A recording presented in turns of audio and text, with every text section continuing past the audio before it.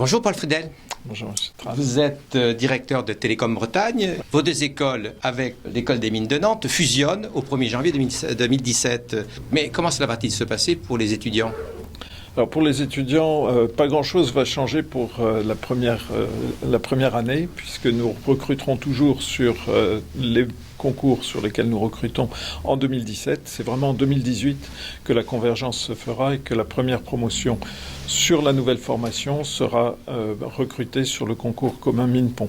Et aussi en admission sur titre, mais sur une formation convergée. Par contre, pour les étudiants qui sortent, est-ce qu'il y aura une nouvelle appellation ? Comment ça va se passer ? Déjà, les étudiants qui sont déjà sortis, oui. Donc les diplômés de l'école, de nos deux écoles, ont décidé d'accompagner cette fusion. Et donc eux-mêmes travaillent sur le rapprochement de leurs associations d'anciens et sur le fait qu'ils hériteront d'une certaine façon du nouveau nom du diplôme qui sera IMT Atlantique et qu'ils voudront le valoriser. Donc il y aura cette possibilité évidemment d'héritage, je dirais, d'un diplôme dans l'autre. Et pour les étudiants qui sortiront, ils auront sur les premières années, donc toutes les promotions qui sont déjà entrées, puis celle qui rentrera en 2017, ils auront un diplôme qui sera le diplôme, par exemple, de l'école des mines de Nantes, dispensé par l'IMT Atlantique, ou le diplôme de Télécom Bretagne dispensé par IMT Atlantique. Et après, ce sera le diplôme d'IMT Atlantique unique. J'imagine que dans une fusion de ce type entre deux grandes écoles, la problématique des ressources humaines, je dirais des enseignants d'abord, bien évidemment, mais de l'ensemble des personnels qui travaillent dans les deux écoles, reste quand même un problème, une difficulté. Alors c'est un problème, c'est-à-dire que c'est un changement énorme pour tout le monde. Ce changement doit être compris, accepté. Il concerne effectivement les enseignants-chercheurs qui doivent repenser leur formation dans un nouveau contexte.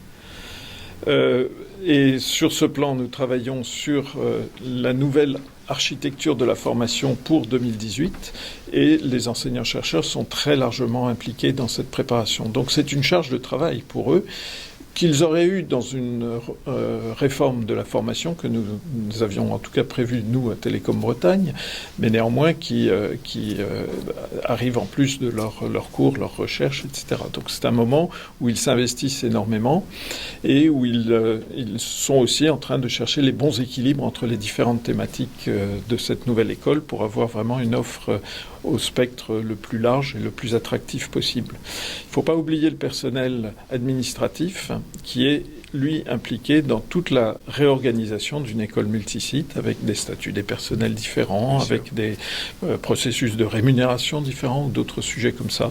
Et donc, c'est beaucoup de travail pour tout le monde. C'est accompagné. Nous avons une aide pour renforcer par endroits nos équipes. Et puis, nous sommes beaucoup dans la co-construction avec nos équipes. Alors, cette démarche de fusion, est-ce qu'elle investit dans une démarche qui mixte le bottom-up et le top-down ?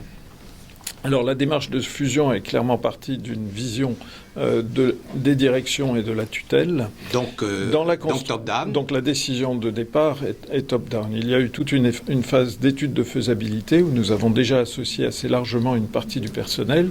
Et maintenant, dans la réalisation, c'est vraiment beaucoup construit avec le personnel. Et nous sommes beaucoup à l'écoute, à la fois sur l'organisation de l'école, mais aussi sur l'organisation de la formation et de la recherche du personnel.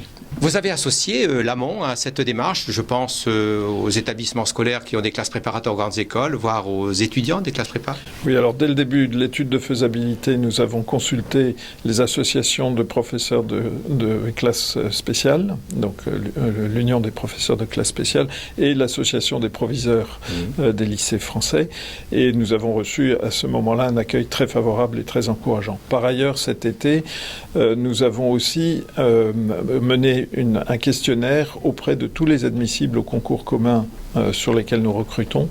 Sur les 8000 admissibles, nous avons eu plus de 2000 réponses. Ce qui est important. Qui est très important, et sur lesquels nous pouvons dire que l'adhésion à ce projet est très forte. Donc sur une échelle de 1 à 10, le projet est vu comme étant à 8,1 pour être précis. Merci beaucoup.